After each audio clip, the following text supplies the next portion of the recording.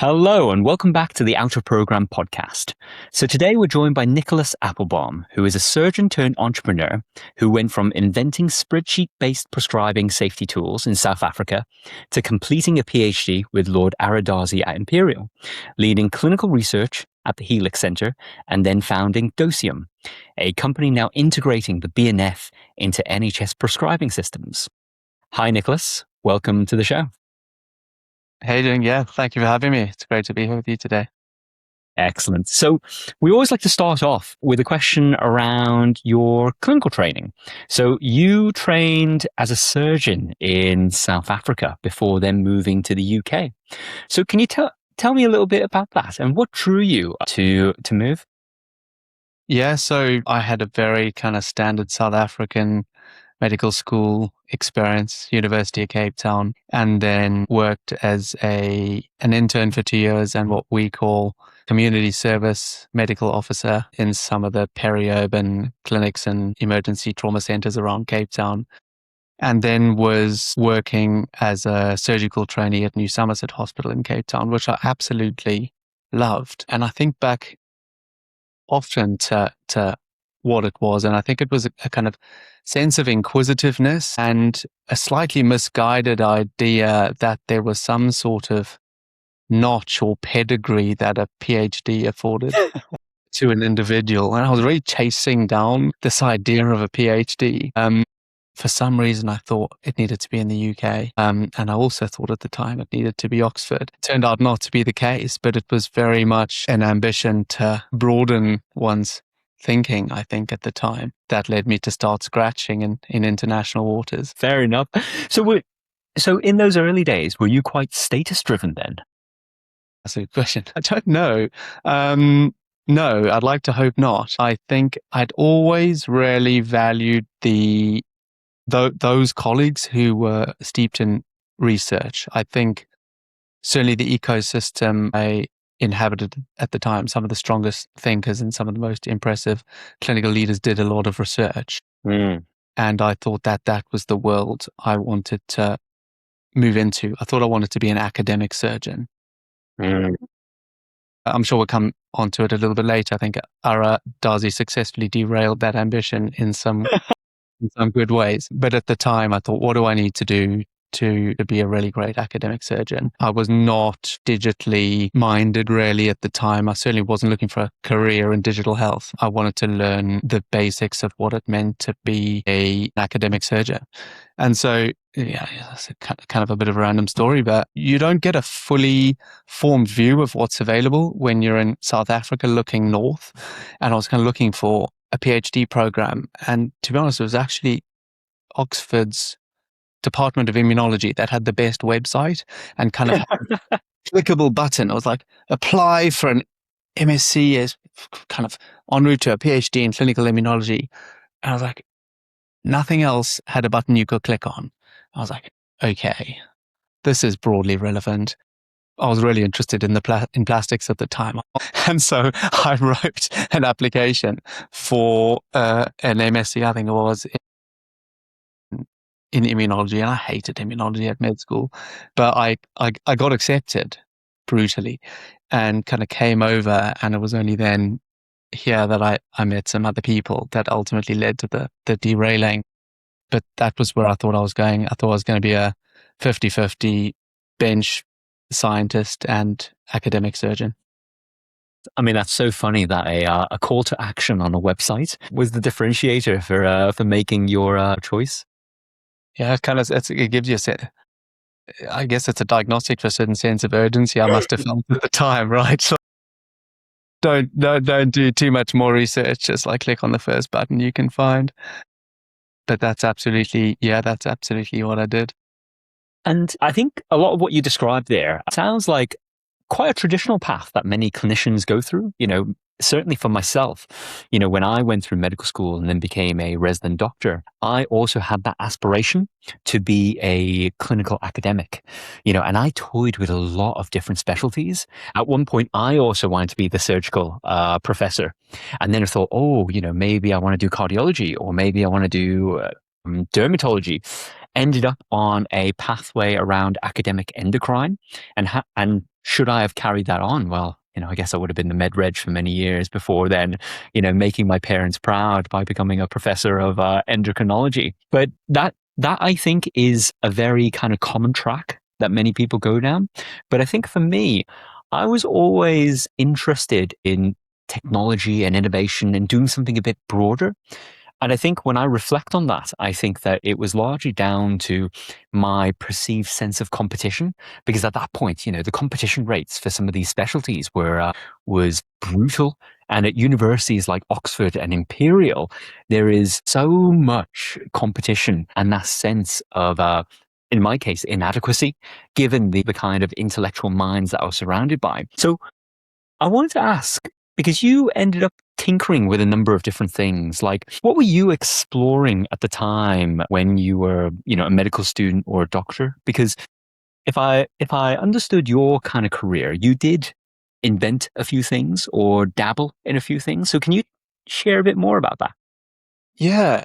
So I guess I was kind of working as a community service junior doctor in a place called Guguletu, which is just outside Cape Town. And it's a really intense place to work. Really, I don't want to say unsupervised, but you could be in the beginning of your third year as a clinician, the most senior person on call in a center where it would not be wild to have 10 penetrating chest traumas in a single night.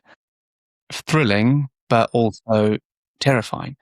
And I think one of the things that I reflect on in terms of the South African experience is you get quite good at some quite brutal and quite invasive things quite quickly. For example, it won't flap most South African clinicians to pop in a few chest drains. But there was something that just tormented me endlessly and was giving medicine in resuscitations. I kind of felt like every time I encountered a resus, especially a pediatric resus, the cognitive load of getting the drugs right, like exhibited itself well in excess of the cognitive load of so many of the other procedures. And I don't think I overly academically examined it at the time, but I was like, I just need to do something to make this a little bit easier for myself. And there were lots of bits and pieces and tools that clinicians had used in a similar situation. And I really started to work in innovation and medication safety. And, the spreadsheets here and there kind of segued into designs to try and improve the anesthetic labels. Like, if you're doing an RSI and you draw up some ketamine, you might put like a little yellow ketamine label on the syringe. Then I was like, one day I was thinking, wouldn't it be nice if the graduations on the syringe lined up with the graduations, and like I drew some graduations on the syringe with the number of kilos of the child. So I could just pull the plunger to the number of kilos and the dose would all be kind of calculated. So I didn't need to think about it. And there wasn't a great deal to it other than that. Somebody who I owe no favors to told me to patent the thing, and I patented the thing. That was a hell of an adventure in intellectual property law that I could quite happily have lived without. But I guess it was that endeavor that I then stuck onto my CV, and Lord Darzi picked up on when we came to cross paths a couple of years later. So I think it was kind of, I wasn't inventing for the sake of inventing. It was a self-help program that grew a little bit out of hand, but I think it was kind of quite true to the South African clinical energy, which is like, there's an Afrikaans saying, which is a boer maak 'n plan, which translates to a farmer makes a plan. But, South African clinicians like to make a plan. I think the resource limited environment kind of dictates it, but it's really central to the ethos and culture of South African innovation. It's always kind of quite frugal, quite practical. If I can claim a pedigree, I'll take that one. So before we before we move on to talking a little bit about your PhD with Lord Darzi, you mentioned that you went through the patent cycle. What was it like going through that? And did you find that they put you in conflict with the system that you were working for? Because in the UK, there is a lot of debate about IP ownership between the NHS trust that the clinicians work at versus then the IP that they, of the clinician who invented it. So was that something you needed to navigate? You could throw the universities into that, and you get a really complicated triangle.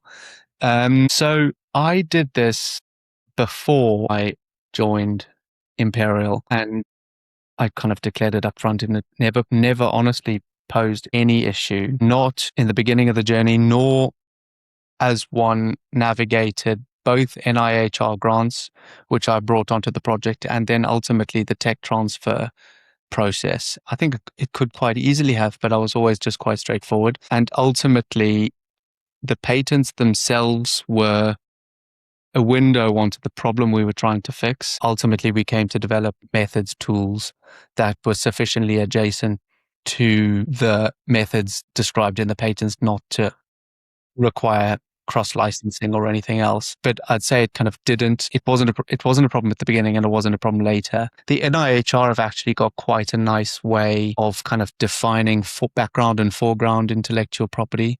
That was quite a useful model. And I think in my case, in terms of Imperial, and we may get to it later, I was a clinical research fellow, which meant I was an employee of the university, the NHS Trust, which meant that the foreground intellectual property was the universities.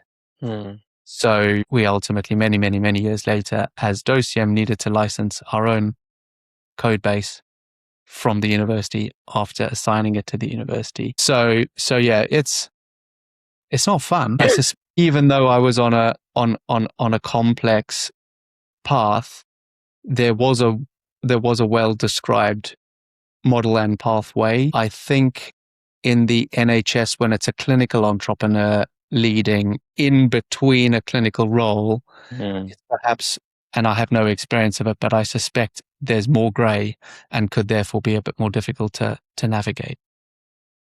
Yeah, I think that's fair enough. I mean, the IP landscape in universities, I suppose, is well categorized. Whereas, yes, in the NHS, you're right, it is a bit more grey. And I think, lots of good people are trying to crystallize it a bit more. I'm sure, I don't know anyone firsthand, but I'm sure lots of people are being tripped up because of that. So tell me a little bit more about the PhD. Yeah. How did that all come about then? You kind of mentioned, your encounter with Lord Darzi, who was interested in the innovation that you'd patented. But tell me a bit more about how this all kind of came about. Yeah, I was here for a meeting, I think at Oxford, and somebody had said, you have to meet this guy called Lord Darzi at Imperial. And I wrote to him, and he replied, he said, come speak to me in the surgical change room, be there on Wednesday on the 4th floor, St. Mary's or something of the sort. And I just went to the change room. I didn't really, maybe I hadn't done enough of my homework, or I still had a sort of African nonchalance, but I certainly arrived with no expectations and nor trepidation. And he came out of theatre, and we started speaking a bit about me and what I wanted to do. And I told him I wanted to be an academic surgeon, and I was going to do that by doing immunology at Oxford. And he laughed. I think he laughed. I have a really clear memory of him telling me that's a terrible idea, and I was never going to discover anything. I'm not 100% sure it ever happened, but if it's certainly etched into my mind. And then he said, like, tell me about this other thing. What's this medication safety thing you've invented? I told her, there's a big problem. There's a problem in South Africa, must be a problem in England, and this is how I propose to solve it. And he said, that sounds cool. Why don't you come and do a PhD in patient safety at Imperial? And I didn't even know you could do a PhD in patient safety. Patient safety, like you could do a PhD in molecules. No, you could do a PhD in patient safety. I've never spent much time thinking about the academic health policy space as an African clinician.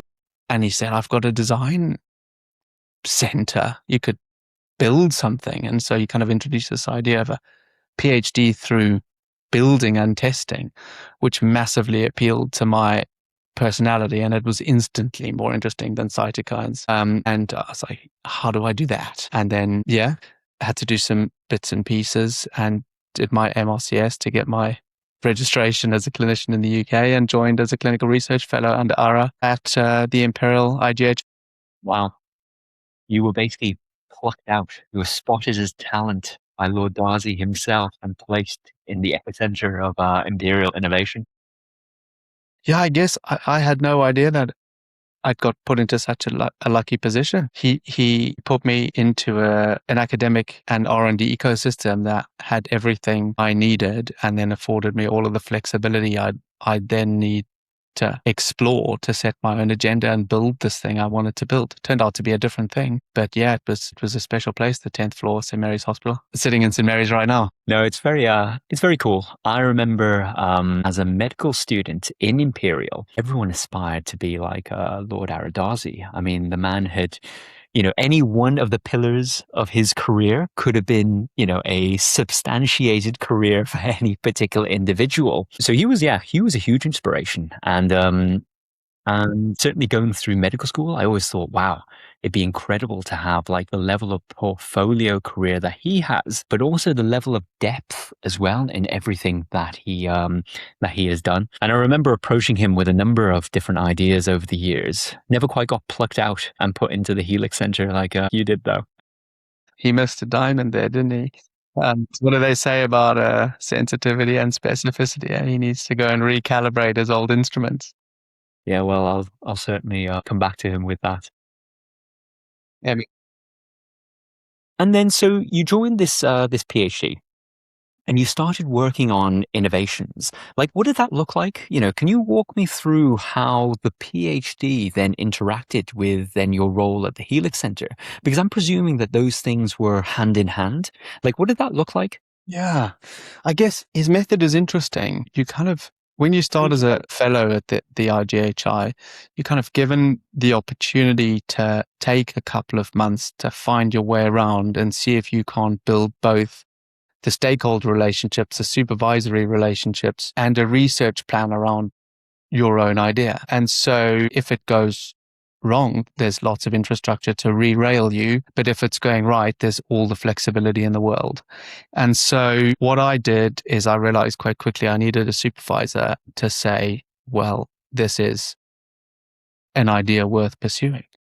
So the first thing I did is I went straight to the pediatric ED at Mary's and found out who the boss was. It's a guy called Professor Ian McConaughey. Said, please can I come and see you? When are you on shift? And you know the room, that little doctor's room there in PZD. I walked in and said, hey, Ian, I got something to show you. Please, can we look at this? You must have a problem with medication safety in peds recess. And he said, we do. I said, please, will you supervise me on the first meeting, first day? And he said, I'd love to. And then I ran back and told head of kind of program, I got a supervisor. Don't worry, I'm allowed to work. I can work on this now. And so I just kind of kept going and finding within the broader IGHI ecosystem people who agreed and could help, and quite quickly made my way to Helix, which was a natural home for somebody trying to build something within Ara's world. Organically sort of canvassed the support of the stakeholders in the team to put together a research plan, a proposal, and just start trying to fix something that was horrendously broken. So it was really organic. And I think thinking back, I think that's one of the things that's really special about his track record, the magnitude of grant funding he has available means he can lend innovators the academic air cover to incubate ideas of their own without necessarily needing to bring in funding ab initio, for example. And I think that's probably one of the most unique things about the 10th floor at Mary's. It's a really fertile ground for new ideas.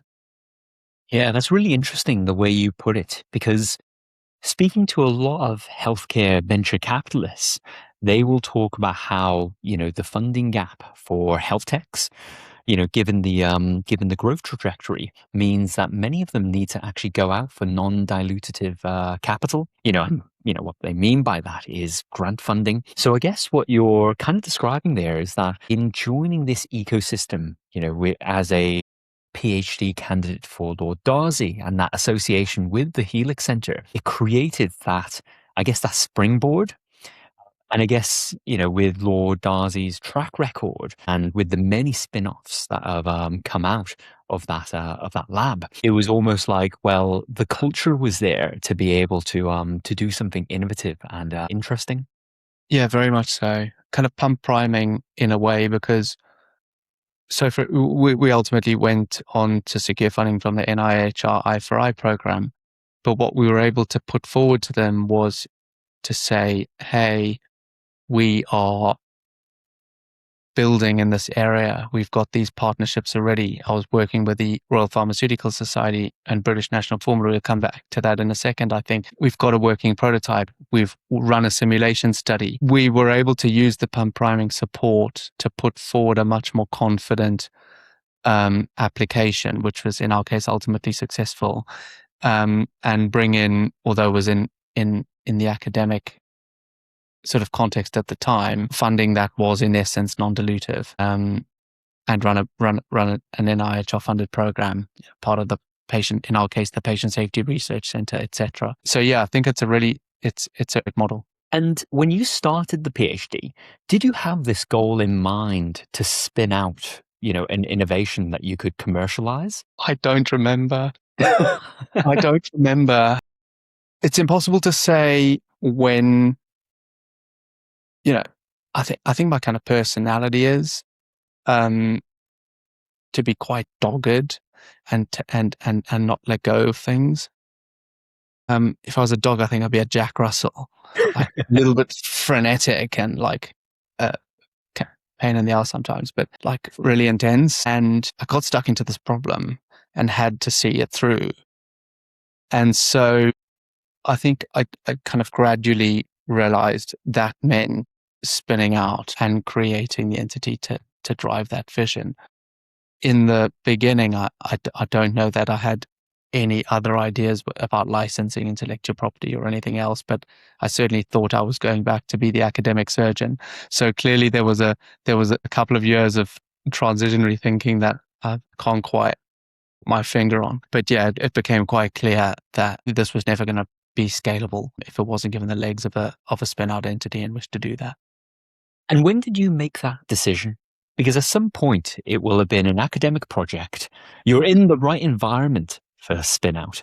And then there must have been a point where you said, I need to make this into a business. And then you go through the entire process of, IP tech transfer. It's a big lift. So how did you make that decision and decide that this is how your career was going to go?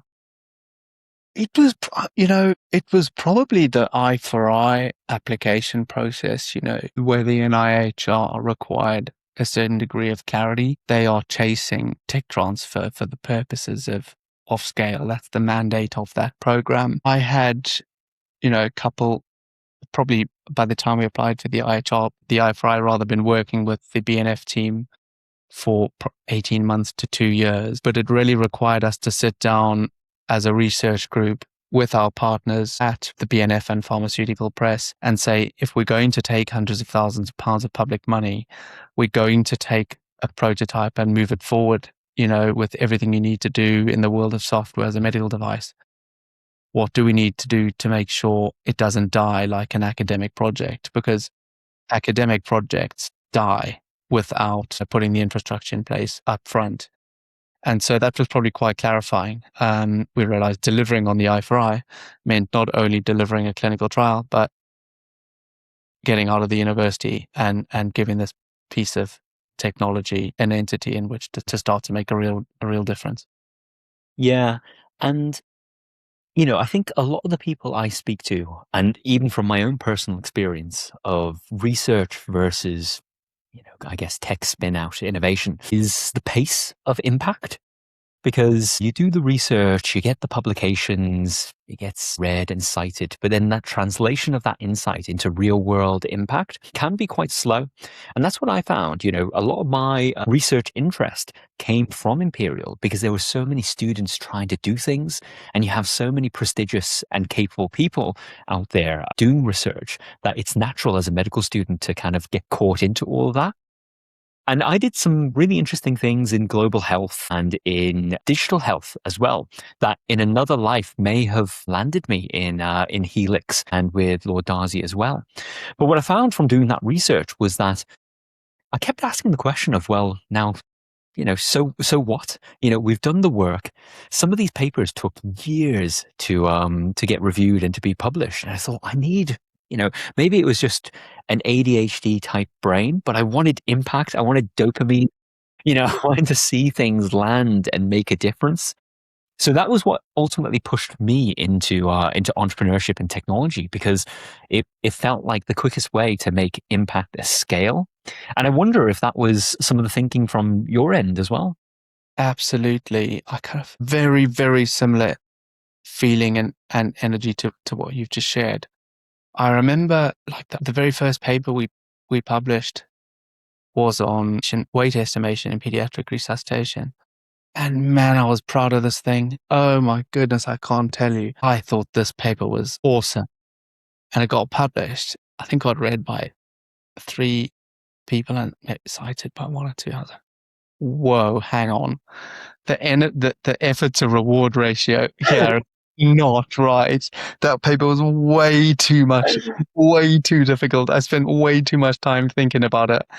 And you just kind of contrast that with consumer tech, the other side of the divide, the world we now co-inhabit. But you just build something, you publish a GitHub repo, some people will look for it, and bang, instant reward, or you'll push something out and people will just start using it. And so there's some serious dopamine there. And it wasn't necessarily chasing that dopamine, but I got way too little dopamine from my dissertation paper. So very much what you say. I needed more. It was probably then that I decided I wasn't going to be an academic surgeon if the academic side wasn't going to be a bit more high intensity. I think everyone who is an academic listening to this can probably empathize. And it's so funny you mentioned GitHub, because like the founder of OpenClaw puts it on, it gets record number of stars, and then before you know it, he's exited to OpenAI and is leading some of their agentic work. So yeah, I mean that is fast.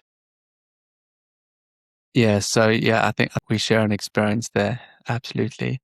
And where was Lord Darzi in all of this? Because he spotted talent, he brought you in, you ultimately then go and spin out a successful business, which we'll talk a bit in a moment. But was he quite involved, or was it the case that you were working with various different members and he was more of the figurehead of the lab?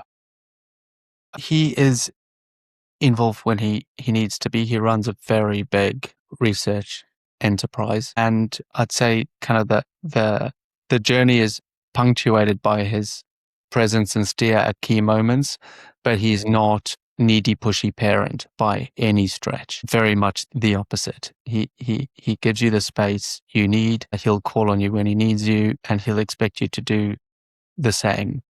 So I think provided you're moving in, broadly speaking, the right direction, he gives you the space you need. But if the proverbial hits the fan, he will try to sort it. And was he a support at all to you when you decided to spin out and become an entrepreneur? Like, is he still with you on the journey today? Yeah, very much still on the journey, still absolutely on the journey with us, and very supportive. I think all the kind of everything we've spoken about impediments to scale have been some of the structural barriers he's butted up against for his entire career. So I think he knows that it's a necessity, and was very, very much on the journey to encourage us. And I think perhaps saw it even earlier than we did. Wow.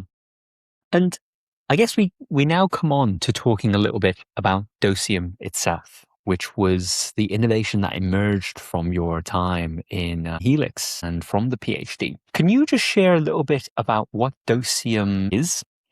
And and explain what it's been like, building that out as a commercial entity. Yeah. So Dosium is there to fix a problem I encountered, and I'll share the problem and then I'll introduce you to Dosium in a second.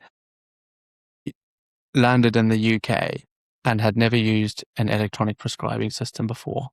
And I was RMO actually, and I started to use this thing. I didn't realize this is something that costs tens of millions of pounds.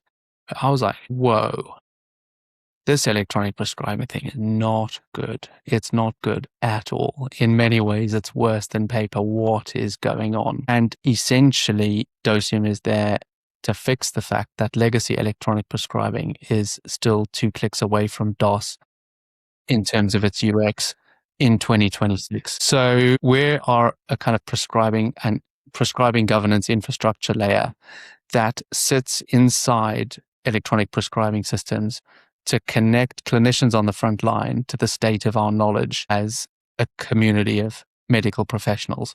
We have incredible knowledge in the UK. We have the British National Formulary and other fantastic knowledge sources, but a registrar at 2:00 in the morning in emergency medicine prescribing for a child with encephalitis benefits from none of that knowledge. So what Dosium does is integrate upstream with the BNF and other knowledge sources, integrate with the electronic prescribing system, and make sure that as part of the ordinary experience of prescribing drugs on the front line, we have suggested medication orders that are informed by the best of the state of our knowledge. That sounds a bit floozy. You can kind of break it down to something quite basic. Like the electronic prescribing systems we have in the UK in primary and secondary care can tell you all sorts of stuff, like, hey, these 2 drugs caused a drug interaction in a granny through some cytochrome P450 mechanism twice, but it can't tell you the dose for the patient you have and the condition that patient is in hospital with. It can't do the very basics of prescribing.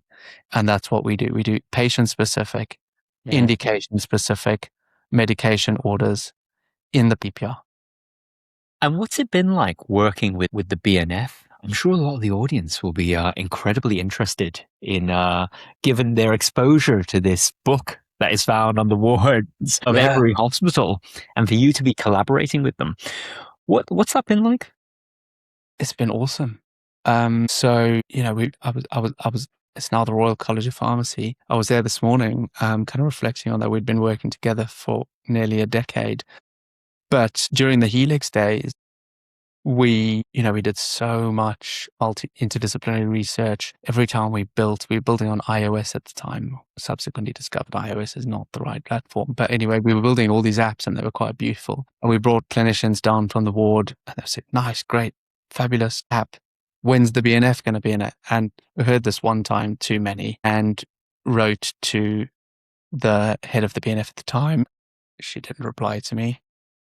Went to Ara, said, hey, won't you just mind firing off this email? He sent it. She replied. And they agreed to come to the Helix Centre. And I remember the day they came, Karen and Kate, and we had a look at some workflows. And we said, guys, this is what the future of EP looks like. This is what a workflow should look like. We can speak to another 500 clinicians. This is how it should work. How are we going to make it possible to put the BNF into these tools? And they said, guys, a lot of people have tried. We said, please, can you just show us what your database looks like? And they said, well, we don't really have a database. We kind of have a book publishing and website publishing system. And I said, the system must be able to spit out something raw. And they'd actually, a couple of years prior, rebuilt their content management system to quite a granular level. And we kicked off what turned out to be like a 7-year initiative, working really closely together to build the data schema for the BNF so that we could translate it and create the first machine-readable version of the National Formulary, which I think isn't the point. I think you asked about the relationship. The point is that they were willing to do that with a research team at Imperial and get really, really stuck into a vision and commit tons of resource, which isn't the first thing that comes to mind when you think about, at the time, the Royal Pharmaceutical Society with a whole lot of Delft pottery in the reception and a crocodile hanging on two hooks, So I'd say, yeah, they're a really, really innovative bunch to work with, and we've had a fantastic journey and worked more closely with them than we ever have done. Yeah, no, I know the place well. That crocodile, yeah. Still Really? there. But that's super interesting, because definitely, my assumption is that, working with these kind of institutions would be very challenging. And I guess what's interesting about what you've described there is, of course, for these kind of institutions, it's very difficult for startups to engage with them. I mean, for obvious reasons, because startups are so volatile, and and their time is of course constrained. But I think that just shows the beauty of the institution that you came from, that combination of Imperial and the lab and the Helix Centre, because it brings it brings a huge amount of credibility. And you talked a little bit about the non-dilutive funding. There's then the brand that you have associated with, and of course the star power, able to bring some of these people to the table. And then it all becomes relationships, and that's how you separate signal from noise. And I think that's really testament of what's been created there at St. Mary's. 100%. 100%. I don't think that there would have been any chance of us navigating those formative years and conversations and engagements without the benefit of the institutional cover. I mean, you can think about it practically. I don't know, even with all the enthusiasm in the world, how the BNF team would have got it through their own internal governance, because they've got quite an easy story. Hey, we're doing a really important research collaboration with Imperial College London, Imperial College Healthcare NHS Trust, and the NIHR Patient Safety Research Centre. It's difficult to argue with. So yeah, we're really, really lucky, and I think that's if there is some secret sauce, that's a big piece of the volume in the bottle. Yeah, no, it's funny reflecting on it. There are so many accelerators out there in the world, and a lot of them, there'll be healthcare specific ones that claim to be able to support health techs. But what you've described there is probably the best accelerator that I've ever heard of, certainly for UK health tech. So super interesting. Yeah, it was fun. I think that became more clear now than it necessarily was at the time. But yeah, you're 100% right.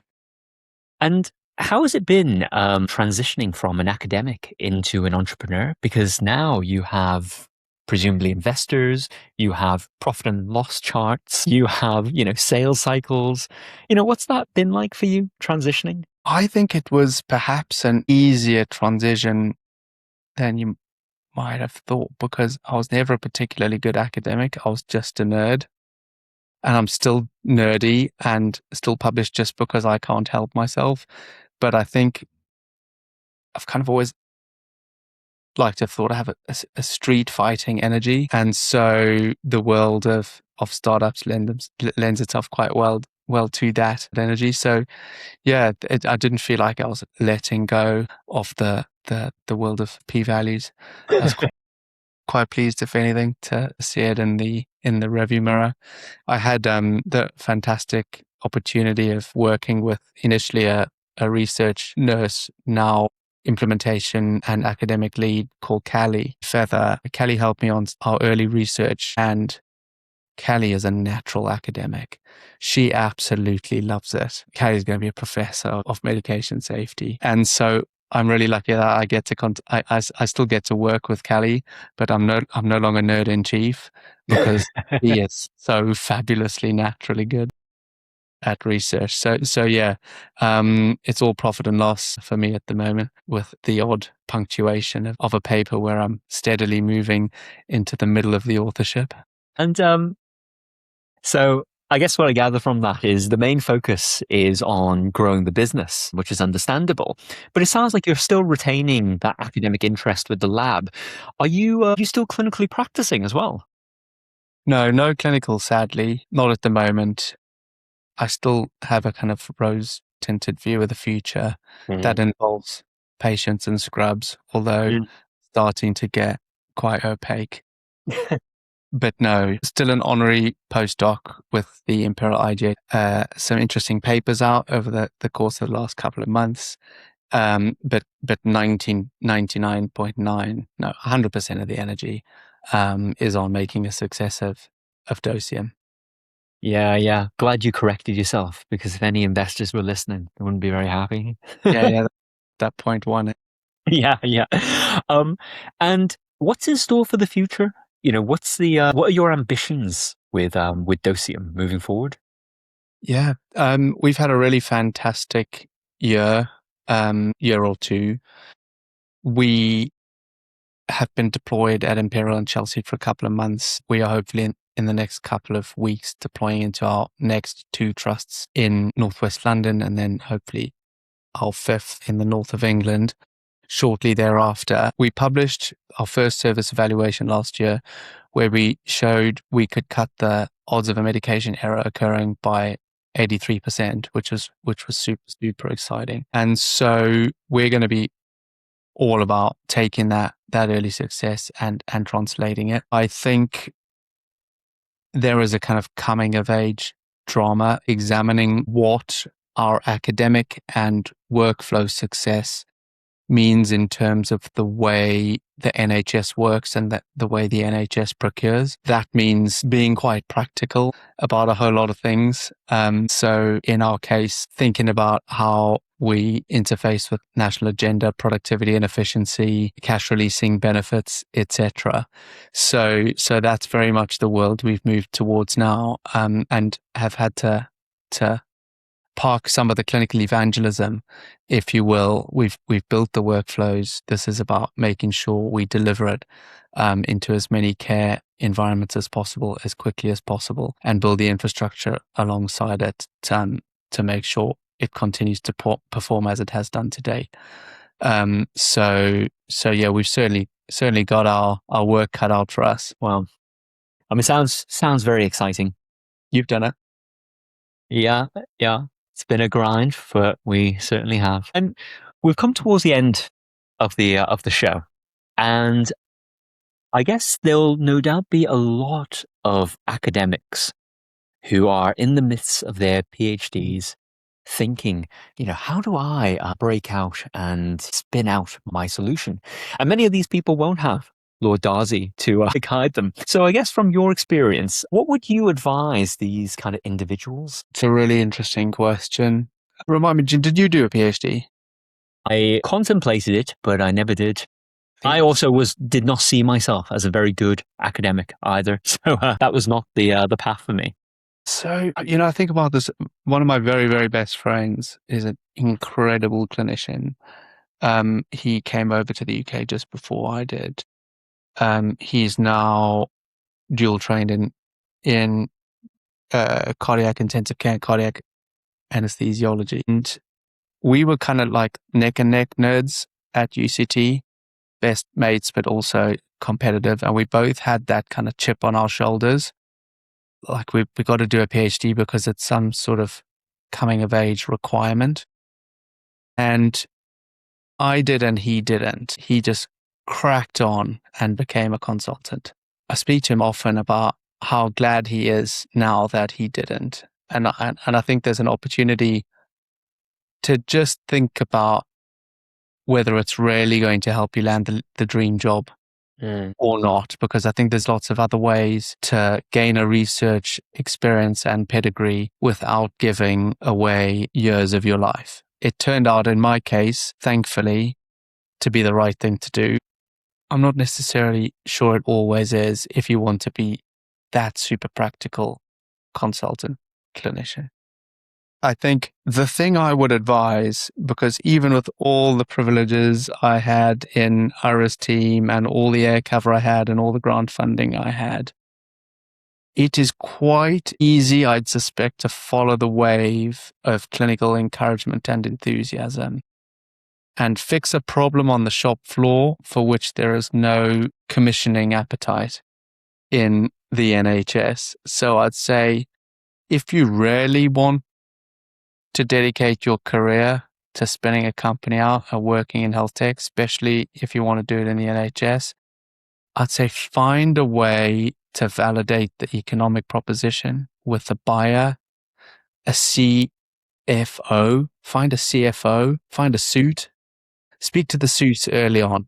Like, don't leave the suits to the last minute, because you're going to have a misadventure in all likelihood. So that'd be my, if you want to spin a company out and sell services to the NHS, find the suits early doors.